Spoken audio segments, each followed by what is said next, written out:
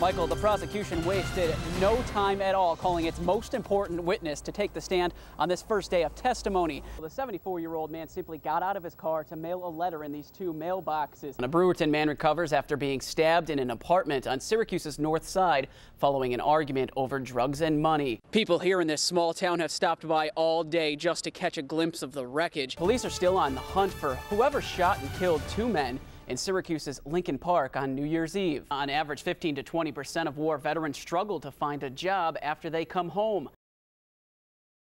I'm sure I did. If District Attorney Bill Fitzpatrick's goal was to catch accused murderer Stacey Castor off guard during her testimony, it didn't work. Although hesitant at times, Castor stayed calm and denied killing her two husbands, blaming her daughter, Ashley Wallace, for the murders. Right, because she killed, after all, your two husbands, didn't she? Yes, she did.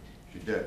DA Fitzpatrick was ruthless to Castor, grilling her about the deaths of her two husbands and the attempted murder of her daughter, at times raising his voice so loud you could hear him in the halls of the county courthouse. Sure it is, it's normal. And she was drooling, wasn't she? Was she drooling normally, Mrs. Castor? Fitzpatrick grilled Castor on a statement she filed with police that said David Castor had suicidal tendencies. The DA says it was all a ploy to cover up the murder. David Castor died from antifreeze poisoning in August of 2005. What are the odds that a guy who's thinking about killing himself is being murdered on the very weekend that he gets killed? Defense attorney Chuck Keller asked the judge for a mistrial because he couldn't call David Castor's ex-wife and friends to testify about David's suicidal tendencies, stating it prevents his client from putting on a proper defense. The judge denied the request.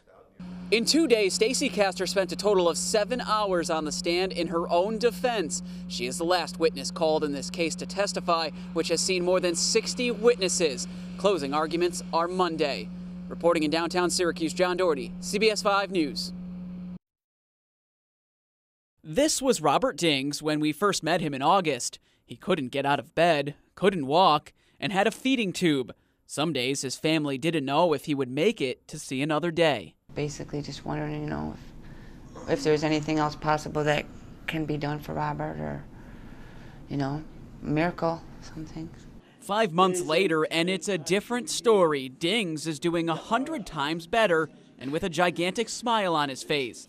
The dramatic improvement comes even as his case baffles doctors, who have yet to diagnose the disease from which he suffers. It's pretty uncommon that we find somebody that has this severe a problem that we really come to no answer with in terms of what ultimately caused it.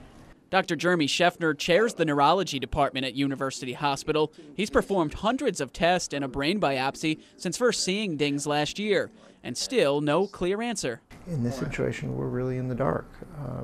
We're happy that things seem to have stabilized and to some extent have gotten better, but I can't give the family or Robert a clear expectation of continued improvement or stabilization, or really anything beyond that. We're doing the best we can to treat the problems he has and hope for the best. Hoping for answers, doctors have been in contact with hospitals in New Orleans. All of this time after Katrina, they can't find any illness similar to Robert Dings' case. Even with so much unknown, he and his family are optimistic the improvement will continue. It might be day by day, but sooner or later his legs are going to start working and he's just going to run in the front door someday and everything will be back to normal, hopefully. Jon Dougherty, CBS 5 News.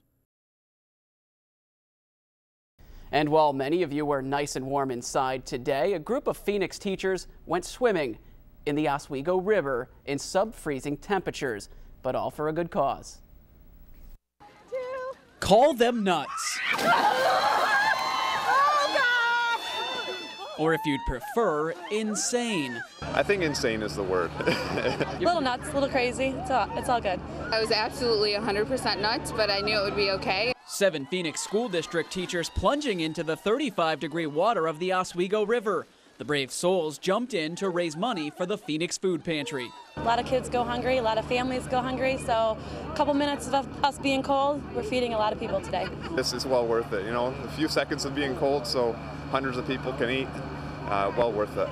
The idea for the plunge came from the Phoenix Central School District Teachers Association, who says a good amount of its students and their families visit the food pantry on a regular basis. It's worth being cold for a few minutes to feed all our students and make sure they're well fed this season. A good crowd of onlookers watched the fearless bunch, they too braving the 10-degree weather and -6-degree wind chill.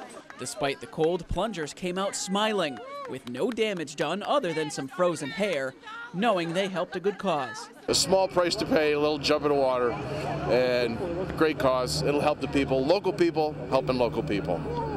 Gosh, it makes me cold just watching it. The plunge raised a total of more than $1,000 for the Phoenix Food Pantry. All plungers are doing just fine, just a little cold. They're already planning for next year's plunge, but they hope to call it Flop for Food and hold it in July when it's much warmer.